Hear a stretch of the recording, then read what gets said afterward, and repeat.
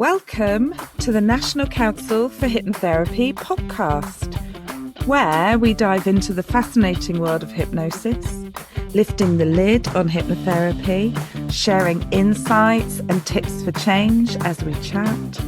So sit back, relax, and enjoy all the wonderful possibilities of hypnotherapy. My name is Tracy Grist, and I will be your host today.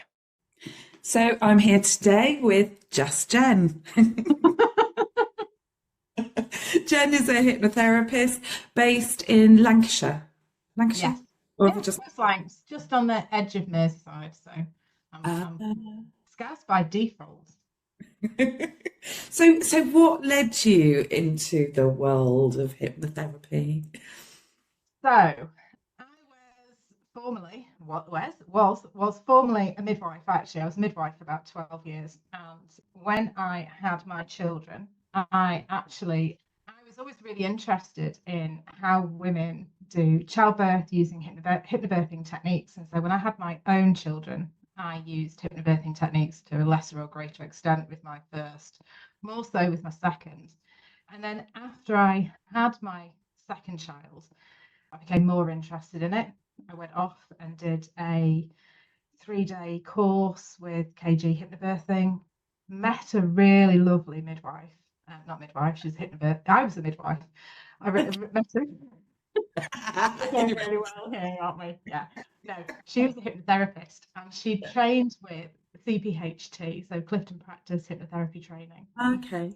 And had, spent 3 days with her on this hypnobirthing training course and got to know her really well. And she was like, "Oh, you should look into doing hypnotherapy." And I was really interested in it because the brain fascinated me. How you had that ability to do self-hypnosis, to get through the pain of childbirth. And I was thinking about it, but at the time I just didn't have the time, the funding, the resources to be able to put into it. Yeah. So I left it for a couple of years, did the hypnobirthing, and found that because I was doing it in a private way with couples, I had quite a few who came to me with anxiety, depression, phobias. Hypnobirthing's brilliant for helping you get through childbirth, keep you nice and calm, but doesn't deal with underlying anxiety and depression and phobias. And it wasn't just the woman who was giving birth who had those issues, it was partners as well. So I kept getting asked, "Can you help me with this?" And I was going, "Oh, not really." So I did my research. I looked into courses that were nearby and I found CPHT. But also I then went back to my friend I'd met on the hypnobirthing course and said to her, "What course should you do? What do you recommend?" And CPHT was the one that I kept going back to because, it was kind of like how I'd done my midwifery training. You did so much practical and so much classroom. It kind of fit in really well around my family that was quite young at the time. So that was 5 years ago, and I've not looked back. It's just blossomed because now I'm not just being a full-time hypnotherapist. I'm also a lecturer for them, and I'm also a supervisor. So it's just. So you're not just Jen. I'm not just Jen. No. Yeah. So, I had that hypnobirthing underneath my tool belt already, but then, and it wouldn't really be a great surprise if I said that with my background's midwifery, and I was also a sexual health nurse at the same time as I was midwife. So I was, which is old school world is family planning nurse. I specialise now in women's health. So I get a lot of women. I do get men as well who come to me, and I get children age 8 up. But it all fascinates me how powerful the brain is, the link between your brain and your body, and that, in a nutshell, is how I became a hypnotherapist. Did you join me on my whistle-stop tour of my career pathway from the age of 18?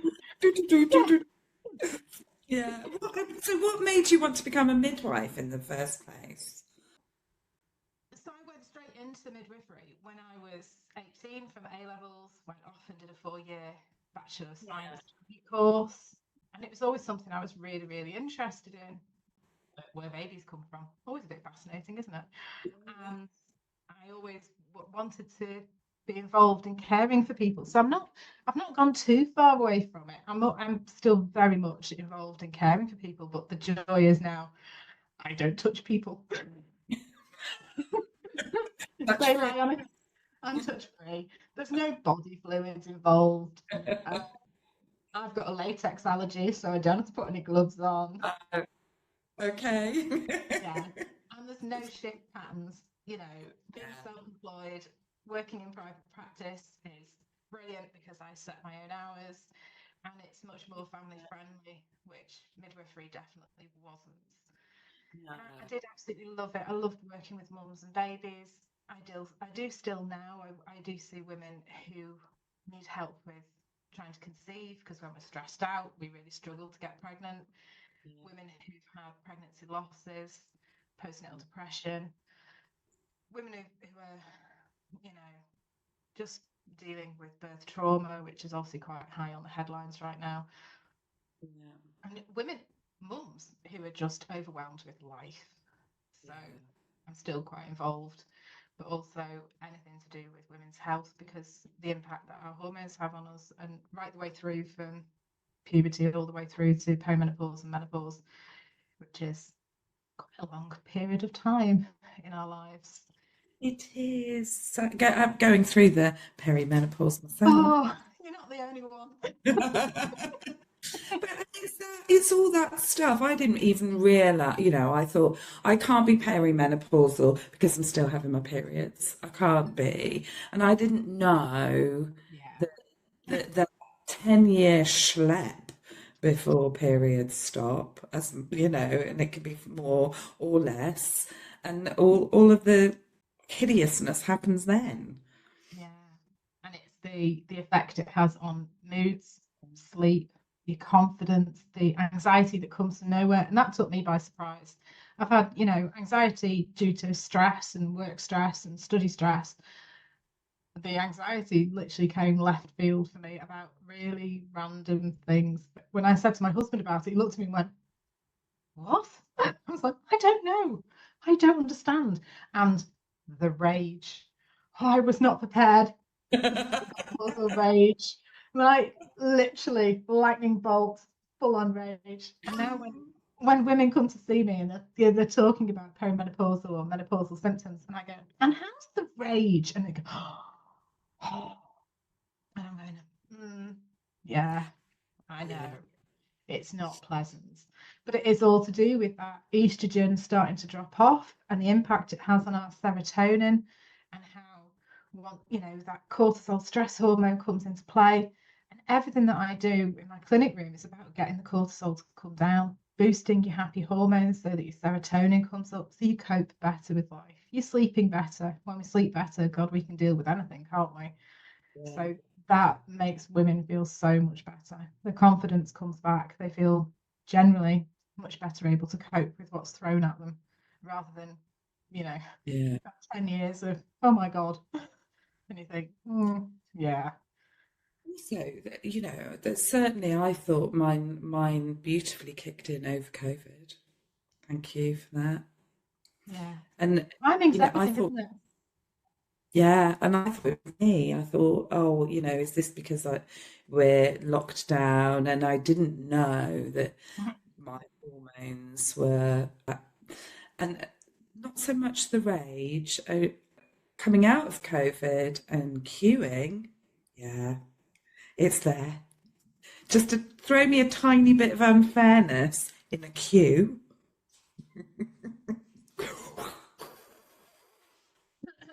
Yeah. Oh, yeah. Yeah. My husband will say to me, right, are you hungry? Are you tired? Or dare I say, are you hormonal? No, sometimes just on go, I don't know. Yeah, yeah, yeah, yeah. Well, I think, are you hormonal? That third question deserves a fork in the hand, but that's fine. Yeah. Yeah. But Although, it's to really, be fair, I have said to him that, hormones are nothing I can control. It's just it's not actually my fault. So sometimes he just goes, okay. I did explain it to my kids. I did say to them, so there's this point in my life, having a 12-year-old and a 13 and a half-year-old. I've nailed it, haven't I? They're going through puberty as I'm going through the perimenopause. Timing. Timing is absolutely everything. Yeah. So I did actually explain to them one day when I was driving and trying not to cry because I'd forgotten something that was really irrelevant, and to the point where I can't even remember what I'd forgotten now. And my daughter's little hand came over and she just went, "It's all right, Mum. You're doing your best." And I just went, that just made it worse because I thought, "Oh, bless you." And I just went, right. So, you know how you feel like you're all over the place because you're going through puberty and everything gets explained to you at school about puberty? Well, I'm going through the other end of it, and it's called perimenopause. And yours are all ramping up. Mine are starting to just drop off. And Freya just went, "Oh, I don't like the sound of that much." And I was like, No, me "No, neither. neither do I." And my Yeah. son's in the back, and he's just like, "Is there anything I can do?" And I was like, "I'd just Oh. leave me under the duvet for the day if I were you." Bless you. Because I'm quite honest about stuff, always have been. They ask questions about things and I'll tell them. But I also think it's really important that we explain how anxiety and depression are created and why stress has such an impact. And, when it's coming up for end of year exams at school and they're getting stressed about things. And I'm kind of going, okay, well, this is why you feel really frustrated, why you're getting short-tempered and snappy, because I think that has a relevance to them, but it's not really explained at school. So they get, loads of explanations about how the respiratory system works, not so much about what is actually going on in their heads. Yeah. And I think that's more important sometimes because then they can actually rationalize stuff a bit easier. They can And learn to cope and manage that stress response a bit better. yeah, and I think that's part of the difficulty with school. We're all emotional creatures, and that whilst we're taught knowledgeable stuff, things that we can learn from textbooks, we're not taught really about how to deal with emotions, how to manage the feeling of unfairness, or all of those things. We're sort of expected to model on and model Yeah. parents. What do we do? Or model our peers. And there isn't really any sort of textbooks for children to go, oh, you know what? This is the anger that I'm feeling because I was picked last for something, and how do I stop that going into my psyche? Yeah. And all of that, how do we help manage our emotions? Yeah. Absolutely. Yeah, yeah. So what led you into the training and the teaching, the supervision? So I was, after a couple of years of doing hypnotherapy, I think it was because I approached one of the hypnotherapy schools that was running the CPDs for CPHT and said, "I've got a really good idea for a CPD myself." So we know what CPD is, that continuous professional development that's all qualified hypnotherapists do, is like our ongoing learning. So we keep updating ourselves. And I approached some of the lecturers at CPHT and said, "I've got a really good idea for a CPD." And that was on women's health because I thought I kind of strongly believed there was a link between our hormones and the impact stress has on them. So during the pandemic, had a bit of extra time on my hands, homeschooling, juggling online clinic, all of that. I like to be busy. Didn't have anything else to do with my time, obviously. I started researching the stress impact that happens during a woman's, if we call it a normal menstrual cycle, there's no such thing. But I looked at what happens to us during that period of time and what happens when we have PMS and PMDD, all of that. And I ended up writing a study day for it. And so I think because I then started looking at the stress impact and how stress impacts women's libidos and how stress can exacerbate like common gynae issues like polycystic ovary syndrome, endometriosis, then how postnatal depression is caused, and how I could help other hypnotherapists to be able to help their clients. I wrote this study day. And so then I got asked if I would teach for CBHT. Ah, nice. So I think people know about PMS, but maybe people don't know about PM. So PMDD is a much more exacerbated version of PMS. So PMS is what, about 14 to 7 days before your period kicks in, you get, well, you can feel, Yeah. yeah, you can feel much more tired, more irritable. You can feel, you literally, all the symptoms of stress are more exacerbated because cortisol kind of has much more of an exacerbated effect leading up to your period. So in this study day, I basically explain what's going on. And for some women, men who attend that course who are clinical hypnotherapists, the last time they actually understood what happened during that menstrual cycle is perhaps during school when you looked at how your cycle's been explained. But I basically go through what each sex hormone is, I explain it, and then I look at all the research about what's gone on around it, and then I explain it all and I explain what PMS and PMDD is. It's around about 3 to 8% of women get PMDD, and that is, it can be really debilitating. Some women, for that 14 to 7 days before their period, can feel suicidal because it's so extreme. But actually, by introducing hypnotherapy techniques, you actually reduce the stress hormone, which impacts it so much, and they can cope better with it. Yeah. Because you are looking at how cortisol affects women, but actually the brain changes shape during our cycle, and how we cope better at the early stage due to estrogen, which we know helps us with our serotonin uptake. But at that latter part of the cycle, when we don't have as much estrogen freely in our system, cortisol is more impactful, especially for women who have PMDD. Yeah, it's because it's not been around for that long, PMDD, I has don't it? think it's been as recognised. It's Yeah, always yeah, existed as has PMS. It's not been yeah, acknowledged. Previously, women with PMDD, they would have been told they were bipolar. yeah. That Okay. would have been the diagnosis. Yeah, And so when women come to me, they'll have said, for years, I've felt horrific just before my cycle. They would have been prescribed the combined pill, they'd have been given antidepressants, possibly even antipsychotics, rather than yeah, actually the symptoms being modified with perhaps 2 weeks of SSRIs, so selective serotonin reuptake inhibitors, for those yeah, 2 weeks before the period kicks in, because it yeah, is after you ovulate that you start to get that symptomology, which yeah. is so much more extreme for women with PMDD. It just makes everything so complicated, I think. Yeah. And certainly, I have progesterone sensitivity, And so that's the issue. Jesus. And Yeah. the amount of back and forward for 30 years to the doctors, where Mm-hmm. yeah, we'll prescribe you the coil. Come on. Thanks so much for that. Yeah. So that Yeah. coil's only supposed to be topical on your endometrium, but there's about 5 to 10% of women where actually it becomes systemic, and so then it circulates in your system. And that progesterone actually has the same binding receptor sites as cortisol. And Does so it? that's why you get the sensitivity riding. Yeah, that's interesting. And Mm.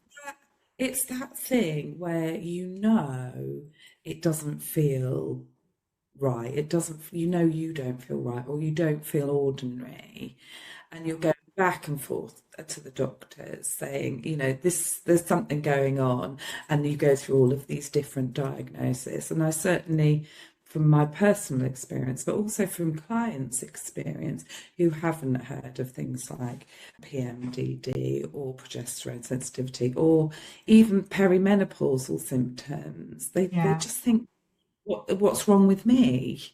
Yeah. And it's that, oh, I must be mad, or and it becomes internalized because maybe it's a patriarchal society. and women's issues haven't been looked at particularly No, until. but women's health is so underfunded, it's Yeah, so under-researched. The majority of medication is only tested on men because they don't have a hormonal cycle. That means that it's difficult to get accurate drug results on it. So you are only prescribed things that have been tested on men, which means that your hormones do actually impact the results of said medications. But the quick answer is, well, we'll put a coil in because that means you won't have the cycle, but you will still have the cycle. Or we'll put you on the pill continuously because then you won't ovulate. So yeah, that'll help. But actually what you're thinking is, am I going mad? yeah, yeah. And it's all of that stuff, particularly with as a therapist and yourself as a therapist, women are sickler. So sickler? Yeah, we'll call it that. Yeah. Should we say Exactly. cyclical? I can't say it either. It's quite funny when I do my CPD because I'll go, I can't pronounce that word, so we'll call it by the letters. If anyone wants to have Yeah, come on in.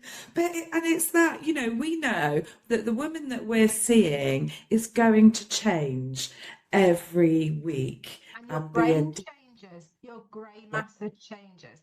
And a woman's brain is different from a man's. So it kind of gets me going, yeah, thanks for that. But can I see a female doctor now, please, who actually understands? Can I see a specialist who understands what I'm talking about? Because then that way I'm going to get someone who understands what I'm getting at. Because when you are very hormonally sensitive, any little bit of stress that comes into your system, so any bit of cortisol, is going to impact how you feel when yeah, you get those hormones coming in, yeah, particularly progesterone, particularly just before your period. So women who have PMS or PMDD are twice as likely to get postnatal depression. yeah, You're twice as likely to get, I think it's twice as likely to get hot flushes, perimenopausal symptoms, because you have that progesterone sensitivity.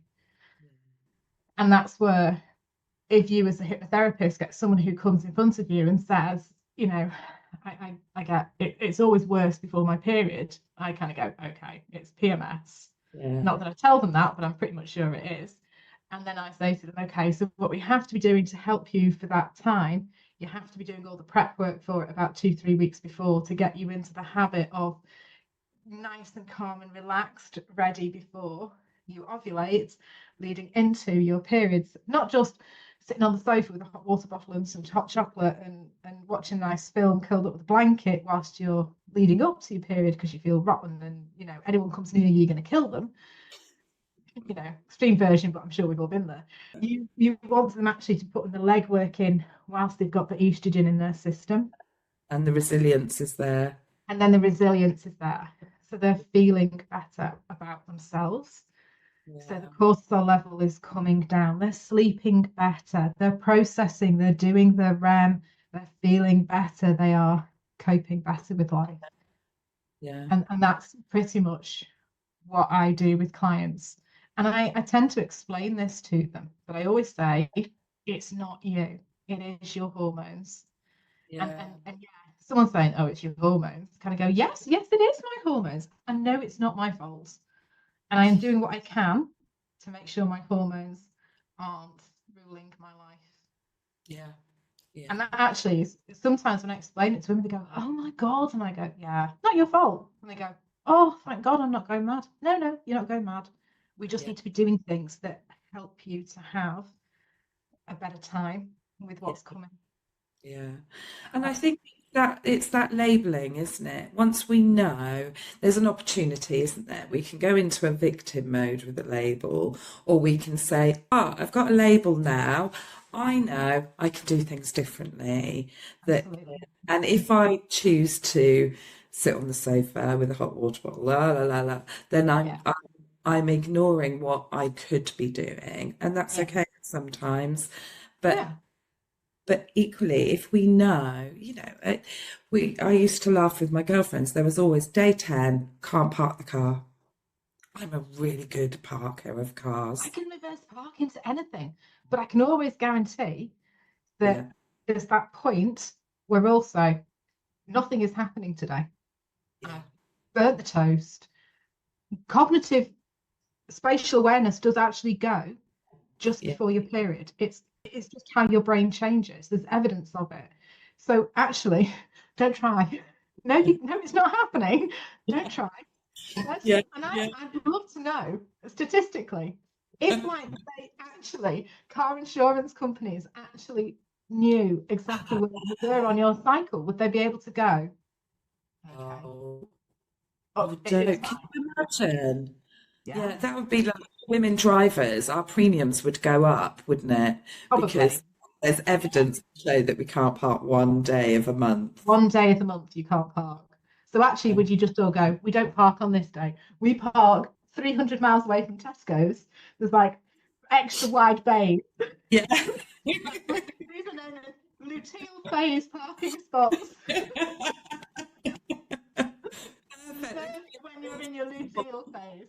Yeah, it's just got an egg on it. That's it. Yeah, There's family parking spaces over there, and yeah. together these are luteal phasing parking spots. Don't even think about parking in them. No, no, Yeah. these are reserved for me, and I'm ovulating. I'm post-ovulatory. Why are you parking in my spot? And you wouldn't argue about it either, would you? No, no, exactly. It would be perfect. I mean, maybe that's why Sheila's Wheels was invented, because for 25 days of the month, our parking is immaculate. Oh, absolutely. Everything is just banging, and then boom. Oh, Let alone like finding my car, going where I know I've parked it somewhere. I don't know where I've parked it. That's my fun game now. yeah. That and Finding it. trying to find words. Trying to find words. There's a word for that, and I don't know what it is. The dishwasher's been known as that thing you put the plates in if you want them washing. Very good. See? So when you get clients who realize this and you put strategies in place, what sort of, if you could give a top tip strategy, what what would it be to somebody who maybe does suffer from PMS or PMDD? Essentially, I talk to them about being kind to themselves. Self-care is always the hot topic that I talk to women about, whether it's that they come with PMS or whether they come with postnatal depression or overwhelm or burnout or just family stress. I say this about you feeling like yourself again, and we need to, get that self-care in place, because once you have self-care in place, and self-care isn't just about making sure you get your roots done and getting a facial or a massage, as lovely as they are. This is about you carving out that 20 minutes a day to sit down with a cup of tea, with your phone not in the same room, with the TV off, where you just chill. And you're not thinking, I've got to rush somewhere, I've got to do this for somebody else. Because quite often we do prioritize everybody else over ourselves. So it is about them eking back that time where they can get their serotonin in, where they're not always on the run. And that Yeah. self-care can literally be absolutely anything. I had a client who was so terrified of sitting with her thoughts because her thoughts were so negative and so anxious that she said, I don't think I could ever do that. And I always start my sessions with what's been good. I want them to talk about nice, positive things. And Yeah. eventually we got to about session 8 or 9. She came in. I said, oh, what's been good? And she went, I just sat in the garden with a coffee and I listened to the birds. And I thought, oh, we are winning. And that literally for the next couple of sessions, what's been good? Coffee, garden, birds singing. To the point where her husband came out and went, what are you doing? And she went, drinking my coffee, listening to the birds. Why are you interrupting me? I was like, it became her Zen thing to do. And I thought, that is like, yes, that's the chef's kiss moment of self-care. It Yeah. doesn't have to be doing anything amazing. It can be that little 20 minutes of just enjoying your coffee. She said coffee's never tasted so good as it does sitting in the bottom of your garden listening to a bird sing. And I thought, yeah. And that's and it's I really wish we could bring this value back and have people showing off, going, yeah, I did nothing for 3 hours today. Do you know, we get it like, oh, I'm up at 5 doing the gym, and then I'm doing this, and then I'm working 11 hours, and whoa, and I've got a family, and I did it, and I do it. I don't stop, and I sleep 4 hours, and Yeah. no, No, no, no. You know, when people say, "Oh, what did you do today?" And I go, so I read 2 chapters of my book, and I had a really nice cup of tea. I had a lovely shower. The shower gel smelled amazing. I blew dry my hair and it came out perfect. you know, Me, is that not winning in life? I just, I just think, I actually, do you know when you listen to Rylan on BBC Radio 2 and he does Winning at Life and people will come out with things like, I found a matching pair of socks, winning in life. And I kind of go, yes, yeah, oh, that is it. I found £1 for that actually to go in the trolley so I could go to the supermarket, pound coin, found one, perfect. These yeah. are the small things that when people say to me when I go, what's been good? And they come out with things like that, I go, oh, yeah, nailed it. And it's that I remember being at school and writing, and when you wrote a perfect letter, Yeah. and just like if you wrote the word to, and the letters were perfect, and you'd be like, do you know, and Now you'll start me on the perfect pen next. And I'll be like that going, oh, hey, exactly. And I'm currently enjoying one of these. oh, yeah. See, I've gone mad for what are they called? Zebra smooth pens. They're not even expensive. Getting them packs of 12 from the Yeah, work. And I'm like, yeah. oh, pens are really nice. I love a biro on a pad of paper. It's Yeah. just, this is a little bit harsh, but I love the fact that it's got a little hole so you can wear it around your neck if you need to. We're of that age though, aren't we, where you don't know where you left your pen. I know. So thoughtful, so thoughtful. So I don't know why there aren't more of these pens in life. I don't know either. I Nice, mean, bold. it's when you find a good highlighter as well that you go, oh, look at that colour. Isn't that lovely? Yeah. And Yeah. it's the simple things, isn't it? It's finding joy in just Yeah. the little things. So coming back. Yeah. What's brought you pleasure? What's made you smile? And Yeah, clients will, when they first come to me, they really struggle with that because they're kind of like their brain is so full of negative things. They want to tell me all the awful things that have gone wrong, and I'm there going, I no, we're not doing that. I want you to tell me what's brought you pleasure, what's made you smile. The toast toasted perfectly. I didn't have to put it back down again. Didn't have to turn it over. And I go, oh, really? What toaster have you got? That never happens to me. that's it. Seriously. Cracking scrambled eggs with the toaster. Yeah. Marvellous. Getting that Oh, timing right. Yeah, yeah. yeah. My son found his shoes first time this morning. I didn't have to find them for him. It's like, my God, that's a miracle in itself. It's Oh, brilliant. It's brilliant. So, mastering the small things, enjoying the small things, yes, having a nice absolutely. And getting people to start doing that, they start noticing these small things. They get better at focusing on the positive rather than the negative. That's when, yeah, the psychotherapy part of my job starts to get that little bit easier. They are changing their thought processes from negative yeah, to positive. They're starting to be more in the positive part of the brain than the negative part. That is when things are making a difference for them.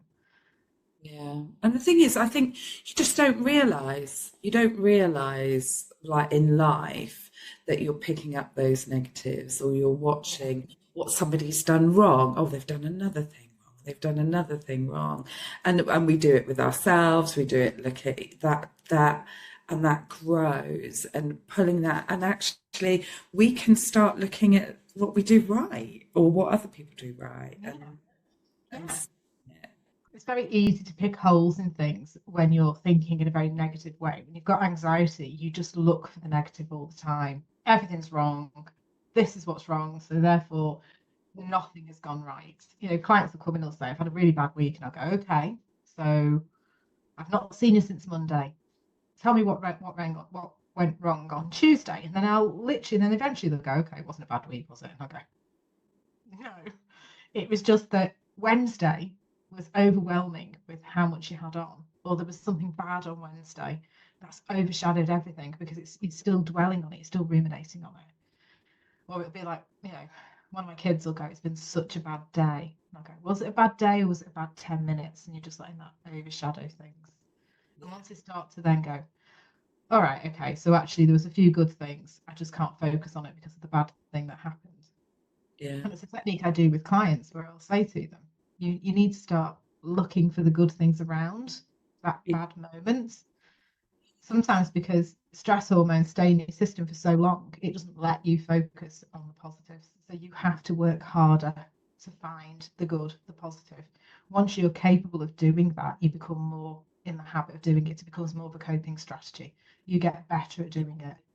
And at which point then, especially with the ones who've got PMS and PMDD, because it's going to come round each month, they get better then at going, "Actually, this was good and this was good. The sandwich bit in the middle, not so nice, but I'm going to choose to focus on the positive because that was nice." And I do that with people with chronic anxiety, people with chronic pain, anybody who comes to see me with an ongoing issue that Yeah. they need help with. So Yeah. it's about them learning to cope with what they've got going on in life. It's not going to go away, so we have to learn to cope with it to help reduce the stress hormone that they've got going on. Yeah. So looking at little things of positivity and growing that, what else could somebody do? Carving out that time to rest. What else could somebody do, like with their own volition? Would you have any recommendations? Sorry, I'm just pouring some water. That's okay. It depends what sort of things people are into.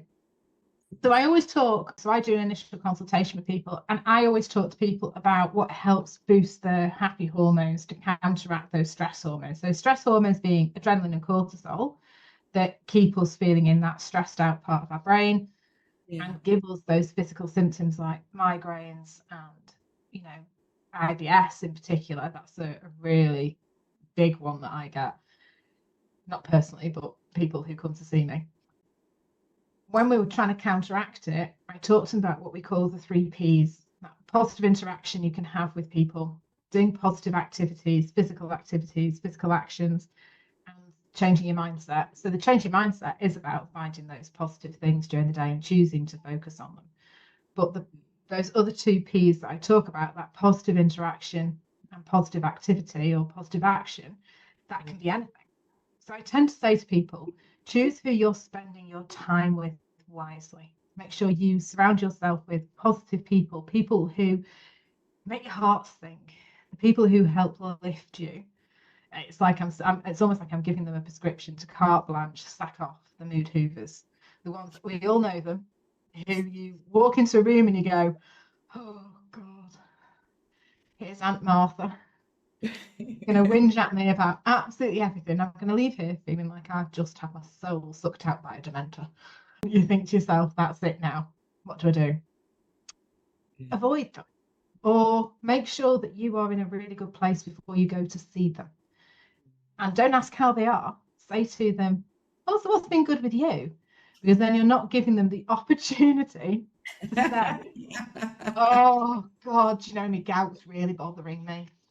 Or my next door neighbour, "Oh, they're so annoying. They don't put the bins back where they belong, so I have to move them." You get my gist, don't you? We all know those people. But when we surround ourselves with positive people, we get the hit off them. It's like when you go out and you think, "Oh, I had a great night last night. Oh, it's such a great atmosphere." It wasn't the gin and tonic she drank. It was the fact that everyone was in a good mood and everyone was feeling great, and you all got uplifted and you all shared the serotonin amongst you. A bit like opening the packet of crisps on the pub table. You actually shared your serotonin, which is even better. But quite often we forget that actually we need to do those positive activities as well. Going for a walk outside in nature. Hopefully there's some vitamin D. I know we're a bit deprived. It's like, really? No? Please? We need to be going outside. I can't emphasize that enough. Even more if you can get out and go and walk where there's something leafy and green, because we get these wonderful things called phytoncides that boost our health.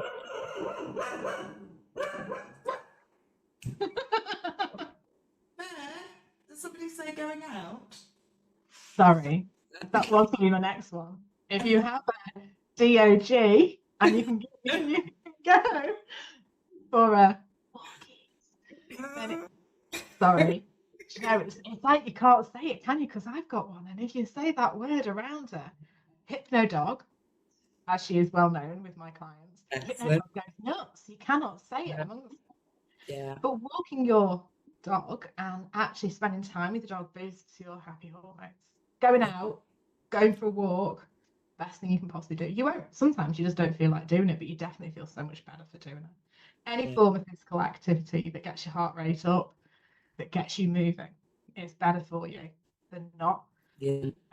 And generally doing things you like, making things with your hands, crafts, anything like that, art, fantastic. But doing things that you like doing, because anything that gives you pleasure or joy will actually boost you. I always tend to ask my clients, what are your hobbies? What do you like doing when you're not working, when you're not dealing with the kids? What is it that boosts you? And sometimes people say, I haven't done anything for ages. I've not been able to get to do what I want. And so that's when we start looking at where we can carve out those small activities that will lift them.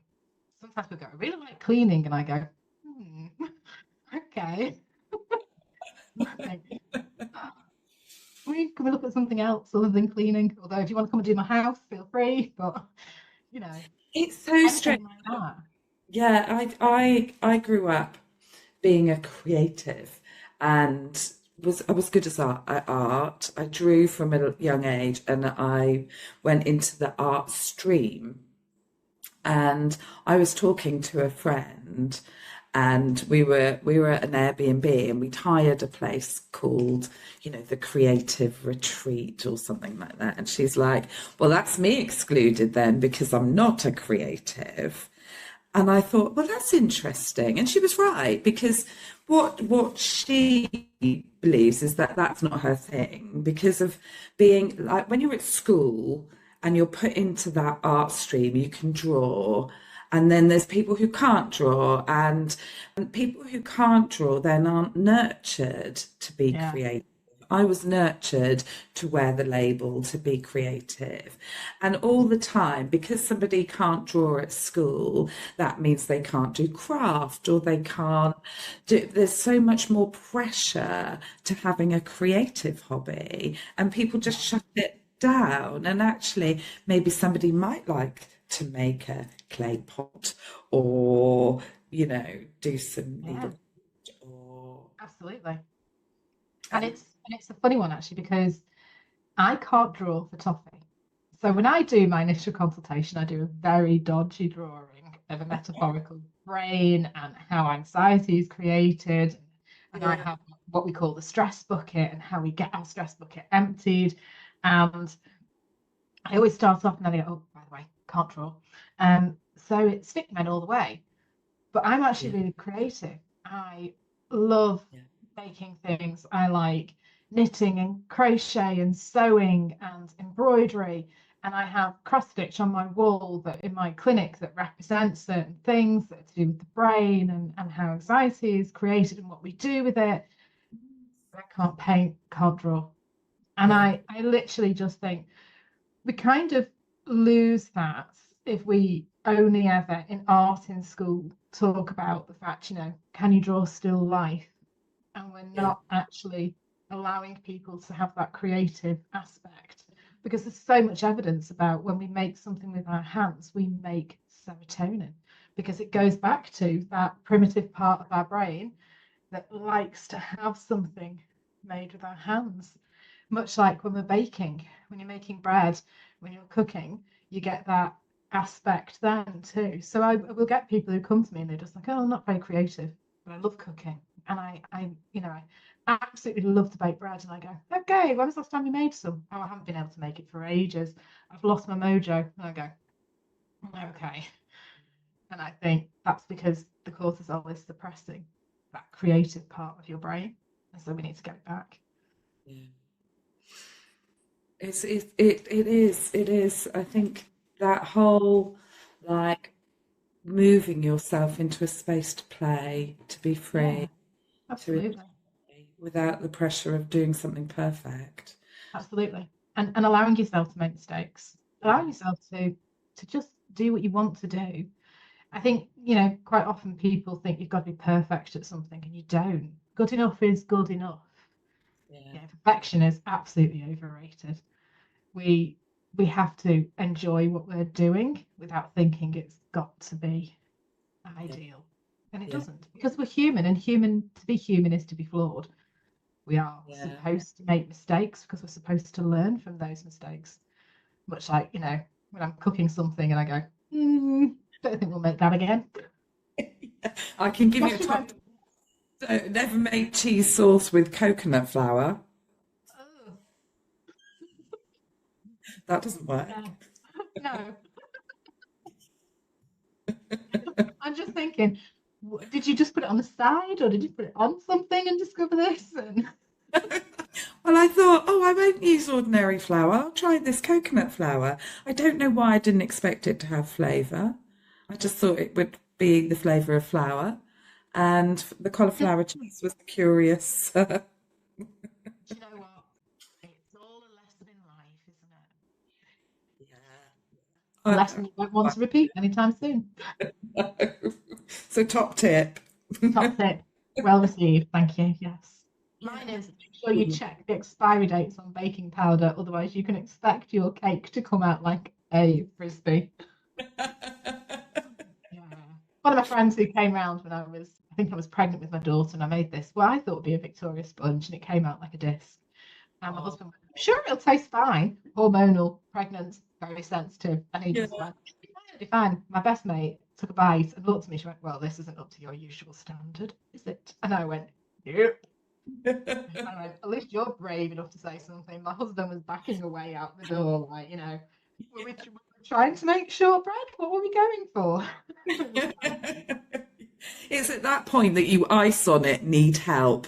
At that point where there's 20 months between my children and there was not a lot of sleep being had, and I was very pregnant and very hot and bothered, and I was like, not amused. Be impressed I'd made the cake at all. Yeah, exactly. I would have been done at Sainsbury's or sending the hubby down. Yeah, no. Yeah. Many culinary instance where I think, yeah, where my poor son, who will eat anything, literally has looked at me a few times and just gone, yeah, this didn't work, did it? That No. seemed like a good idea at the start. Yeah. Some things are worth a try. Give Exactly, yourself and that. that's the point. 98% of the time, there's like good enough results, lovely results, and it's that 2% that you can really enjoy. Yeah. I mean, Going for. occasionally, I think I'm on Bake Off. I'm going to get a Paul Hollywood handshake, and then other times I think I'm on the Celebrity Bake Off, and it's going to just go straight in the bin with Prue and Paul going, I am not eating that. Exactly. Well, on that note, we'll just glide into Bake Off now. Gina, it's been lovely talking to you. Oh, it's Really been really nice to talk to you too. good. And thanks very much. And we'll put some links to you with this podcast and your bio, and then people know where to find you. And That's brilliant. Thank you so much. It's been a pleasure. lovely. Thank you very much. You Bye. too. Thank you. Bye.